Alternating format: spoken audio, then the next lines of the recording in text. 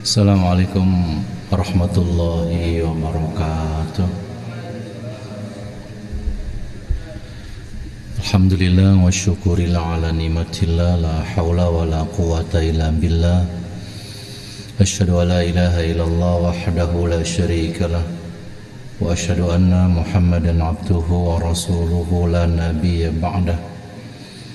Allahumma salli wa sallim wa barik ala nabiyyina Muhammadin wa ala alihi wa sahbihi ajma'in, amma ba'd. Subhanaka la ilma lana illa ma 'allamtana innaka antal alimul hakim. Rabbi a'udzu bika min hamazati syayatin wa a'udzu bika rabbi ay yahdurun. Raditu billahi rabba wa bil islami dina wa bi Muhammadin sallallahu alaihi wasallam nabiyya. Amin ya rabbal alamin ya mujibas sa'irin. Jamaah yang dirahmati Allah, alhamdulillah kita bersyukur hadirat Allah Subhanahu wa taala atas limpahan karunia-Nya pada malam ini kita dapat kembali melanjutkan kajian-kajian keislaman setelah tadi kita awali dengan sholat maghrib berjamaah. Alhamdulillah kita bersyukur kepada Allah karena dalam tinjauan kacamata tauhid itu kebahagiaan yang sangat besar ketika kita bisa hadir melaksanakan sholat fardu berjamaah di rumah-rumah Allah di awal waktu. Mudah-mudahan ibadah dan amal-amal soleh yang kita lakukan ini akan diterima Allah Subhanahu wa ta'ala. Jamaah yang dirahmati Allah, kita kembali melanjutkan tentang kajian tauhid ya. Ini kelanjutan dari materi sebelumnya yang sudah kita bahas. Kita masih terfokus melaksanakan kajian tentang tauhid ya. Sekali lagi saya harus menyampaikan bahwa tauhid ini adalah pondasinya beragama itu. Sehingga semua rangka bangunan-bangunan ibadah di dalam Islam itu akan berdiri dengan baik dan kokoh jika dia memiliki pondasi yang kuat. Itulah tauhid ya. Baik, pada malam ini ada beberapa ayat Al-Quran yang menjadi rujukan kajian kita. Kita awali dengan surah penutup di dalam Al-Quran dari 114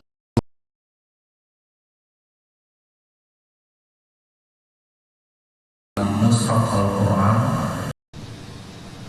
ternyata ditutup dengan surah An-Nas.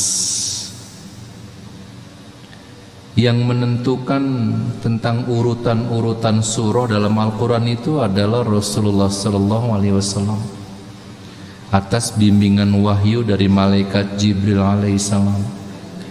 Jadi urutan-urutan surah dari Al-Fatihah sampai An-Nas itu bukan produknya para ulama ya. Tetapi Rasulullah yang menentukan urutan-urutan itu tentunya atas bimbingan wahyu lewat malaikat Jibril.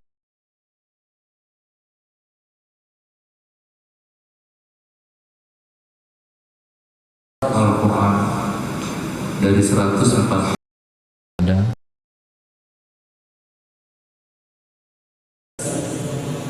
namai dengan surah manusia, dan ternyata isi dari surah penutup ini adalah pemantapan tauhid orang-orang yang beriman kepada Allah. Sebagaimana diketahui bahwa ayat-ayat Al-Quran yang turun pada periode awal dakwah Rasulullah itu masih di Mekah maka ayat-ayat yang turun adalah ayat-ayat tentang tauhid, ayat-ayat tentang akidah, tentang keimanan. Ayat-ayat ibadah belum turun pada periode-periode awal. Lebih banyak turun nanti pada periode yang kedua ketika sudah hijrah ke Madinah. 13 tahun lamanya Rasulullah dakwah di Mekah sebelum hijrah. Maka pada saat itu ayat-ayat yang turun lebih terkait kepada ayat-ayat tentang keimanan atau tentang tauhid. Baru setelah hijrah ke Madinah, ayat-ayat ibadah itu terus-menerus turun. Baru Allah perintahkan ibadah setelah tauhidnya dikuatkan, gitu loh maksudnya. Kalau sudah kokoh pondasinya, apapun nanti perintah yang Allah berikan sebagai ketentuan syariatnya, maka langsung disambut dengan kalimat sami'na wa ata'na. Itu sambutannya. Setelah pondasi keimanannya dikokohkan oleh Allah dengan turunnya ayat-ayat akidah, ayat-ayat keimanan pada periode awal dakwah Rasulullah. Baik, kita lihat ayatnya di surah penutup dalam Al-Qur'an yang semuanya berisikan pemantapan tauhid kita. A'udzu billahi minasyaitonir rajim. Bismillahirrahmanirrahim. Qul a'udzu birabbin nas, malikin nas, ilahin nas. Katakanlah, aku berlindung kepada Tuhannya manusia, rajanya manusia, sembahan manusia. Dua pertemuan yang lalu kita sudah membahas salah satu klausul tentang tauhid rububiyah. Ketika Allah menyebut dirinya di dalam Al-Quran dengan kalimat Rob, ya. Allah sebut dirinya dengan kalimat Rob, maka maknanya adalah rububiyah. Kalau ilmu tauhidnya dikenal dengan ilmu tauhid rububiyah. Maksudnya, jika Allah menyebut dirinya dengan Rob, maka maknanya adalah Dia yang menciptakan. Maknanya adalah Dia yang menjadikan. Alhamdulillahi Rabbil Alamin. Itu ada kata-kata Rabbil Alamin. Allah yang menciptakan alam. Di sini bi Rabbin nas, Tuhannya manusia. Maksudnya Allah adalah Tuhan yang menciptakan manusia, Tuhan yang menjadikan manusia, Tuhan yang mengadakan diri kita dari tidak ada sebelumnya. Ini rububiyah. Jika tauhid ini sudah hadir di kepala kita, di kolbu-kolbu kita, insya Allah bangunan ibadah dalam Islam itu akan ditegakkan dengan istiqomah. Jika tauhid rububiyahnya hadir dalam hati kita, kita meyakini apapun dalam hidup kita semuanya bersumber dari Allah. Itulah rububiyah. Semuanya berasal dari Allah. Itulah rububiyah. Nggak ada orang jadi takabur, nggak ada orang jadi sombong, jadi ujub ketika dia memahami tentang rububiyah ini. Allah yang menciptakan sesuatu dari tidak ada menjadi ada. Apapun di dunia yang menjadi fasilitas kehidupan kita itu rububiyah, bi Rabbin nas. Allah yang sudah menyiapkannya, Allah yang menciptakan sesuatu itu. Ini yang kita tanamkan dulu dalam hati kita. Kita punya istri, itu bi Rabbin nas, Allah yang menciptakan istri kita. Kita punya anak, bi Rabbin nas, Allah yang menciptakan anak kita. Orang tua kita, keluarga, orang-orang di sekitar kita, Allah yang menjadi Rabb penciptaan mereka semua. Itulah bi Rabbin nas.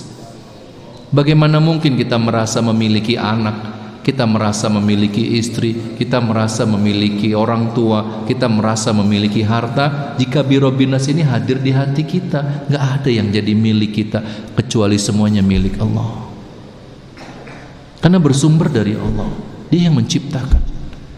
Di selak mana kita mau sombong? Di selak mana kemudian kita mau takabur? Nggak ketemu. Bagaimana mau sombong? Sesuatu yang mau disombongkan itu bukan milik kita gitu. Ini bi Rabbin nas. Kita pandai tentang sesuatu, kita pinter misalnya memegang jabatan, pangkatnya tinggi atau apalah namanya. Dari mana itu semuanya? Nggak ada yang milik kita. Dan bukan karena hasil keringat kita, nggak ada. Coba kita lihat. Kalau sampaikan di dalil yang nomor 2 surah Yunus, ya, surah ke-10 ayat ke-30.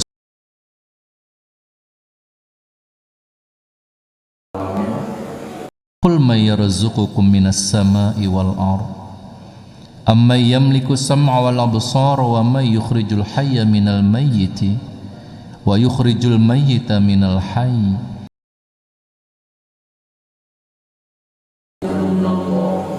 Qul afala tattaqun.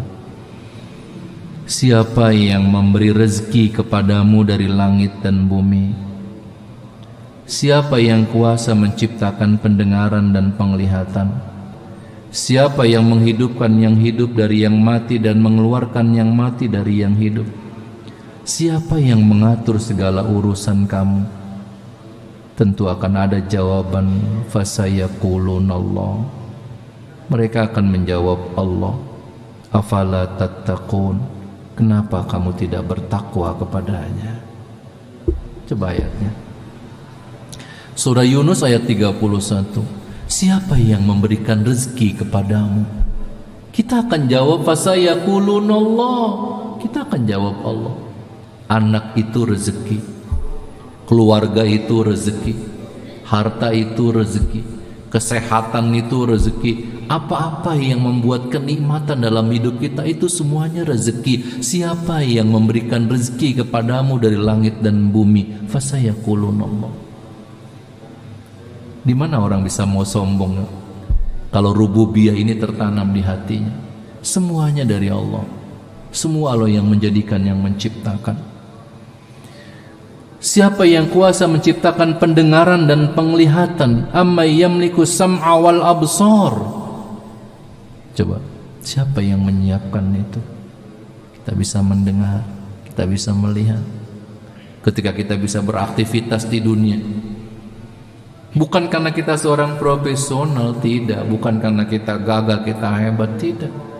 Ketika seseorang memimpin satu perusahaan, ketika dia memimpin negara, ketika memimpin departemen, ketika memimpin rakyat, ketika memimpin apa saja misalnya,